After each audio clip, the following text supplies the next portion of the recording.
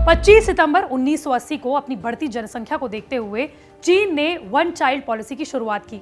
इसमें अगर किसी भी दंपत्ति का एक से ज्यादा बच्चा होता था तो महिला का जबरदस्ती अबॉर्शन करवा दिया जाता था या फिर दंपत्ति की जबरदस्ती नसबंदी करवा दी जाती थी। इसके बाद धीरे धीरे चीन में जनसंख्या गिरती चली गई। 2015 को चीन को अपनी पॉलिसीज में बदलाव करना पड़ा और टू चाइल्ड पॉलिसी में वन चाइल्ड पॉलिसी को तब्दील कर दिया गया।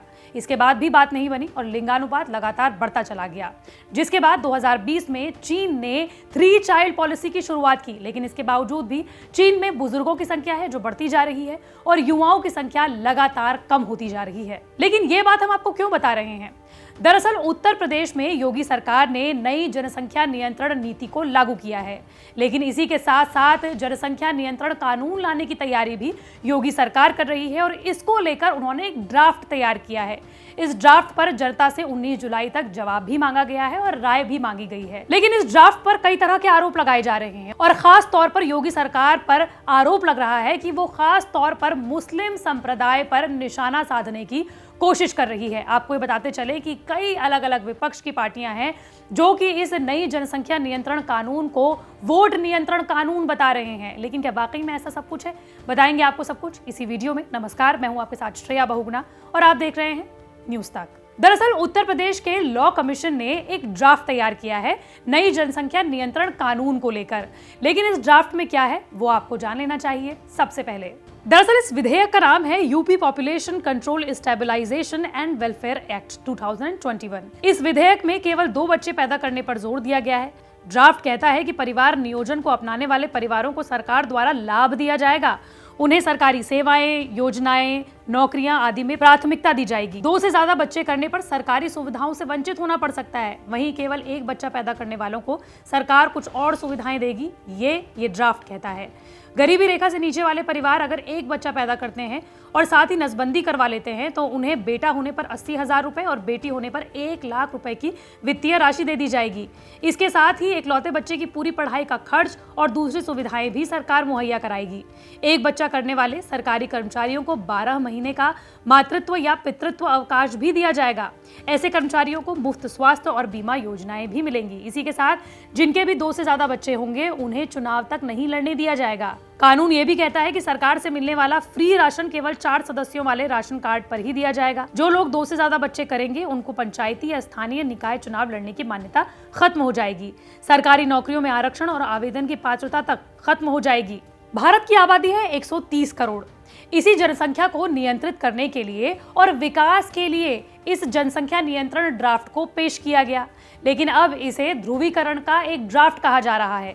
इसी के साथ साथ ये भी आरोप लगाए जा रहे हैं कि जिस राज्य में अगले साल चुनाव है वहां पर यह ड्राफ्ट राजनीति से प्रेरित है। जनसंख्या नियंत्रण की नीति विकासवादी सोच के मुकाबले ध्रुवीकरण, अपना धर्म, अपनी आबादी की चिंता के विवाद से ज्यादा उलझी हुई नजर आती है। कई बार एक्सपर्ट्स ये कह चुके हैं कि अगर आबादी को नियंत्रित किया जाएगा तो हर आबादी को हर संसाधन पूरी तरीके से मिलेगा, जिसमें सड़क, बिजली, पानी, नौकरी और तमाम तरह की सुविधाएं शामिल होती हैं। लेकिन इसके बावजूद भी एक्सपर्ट्स का और खुद सरकार की अलग अलग जो रिपोर्ट्स आती हैं उसमें यह साफ साफ कहना है कि यूपी में अभी भी आबादी आउट ऑफ कंट्रोल नहीं है।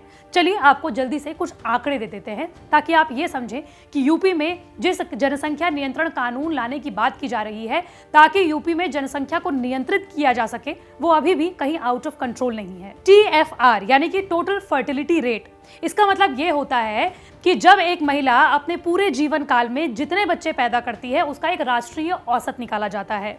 भारत की अलग अलग संस्थाओं के मुताबिक भारत में TFR यानी कि टोटल फर्टिलिटी रेट पिछले 20 सालों में बेहद कम हुआ है और खास तौर पर यूपी में 1999 में फर्टिलिटी रेट 4.06 था, जो 2016 में 2.7 पर आ गया। इसको अगर आसान भाषा में आपको समझाएं तो इसका मतलब ये हुआ कि 1999 के आसपास में एक महिला तकरीबन 4 बच्चों को जन्म दे रही थी, जो 2016 के आते आते 2 बच्चों में तब्दील हो गई, यानी कि एक महिला 2 बच्चों के आसपास बच्चों को जन्म दे रही थी।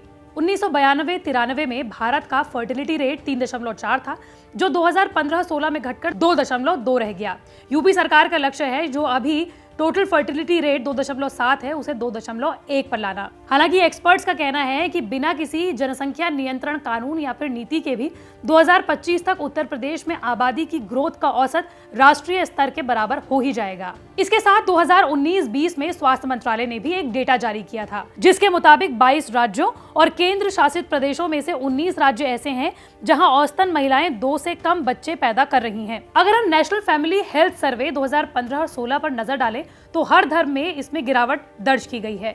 मुस्लिमों में ये गिरावट सबसे ज्यादा 2.6% रही। नेशनल फैमिली हेल्थ सर्वे 2019-20 के पहले चरण की बात करें तो उत्तर प्रदेश, बिहार जैसे 17 राज्यों और 5 केंद्र शासित प्रदेशों में सर्वे हुआ। ज्यादातर राज्यों और केंद्र शासित प्रदेशों में प्रजनन दर उस संतोषजनक स्तर पर पहुंच चुकी है जितनी एक पीढ़ी से दूसरी पीढ़ी में जनसंख्या के बदलाव के लिए जरूरी है। इसके साथ ही नेशनल हेल्थ सर्वे ये भी कहता है कि औसतन ज्यादातर अभिभावक 2 से कम बच्चे ही चाहते हैं या पहले से ही उनके परिवार में 2 से कम ही बच्चे हैं। साल 2000 में राष्ट्रीय जनसंख्या नीति को लागू किया गया, जिसके तहत अलग अलग राज्यों और केंद्र शासित प्रदेशों में लोगों को परिवार नियोजन के लिए प्रेरित किया गया, जिसके बाद देखा गया कि 2000 के बाद देश की आबादी में एक फर्क महसूस किया गया।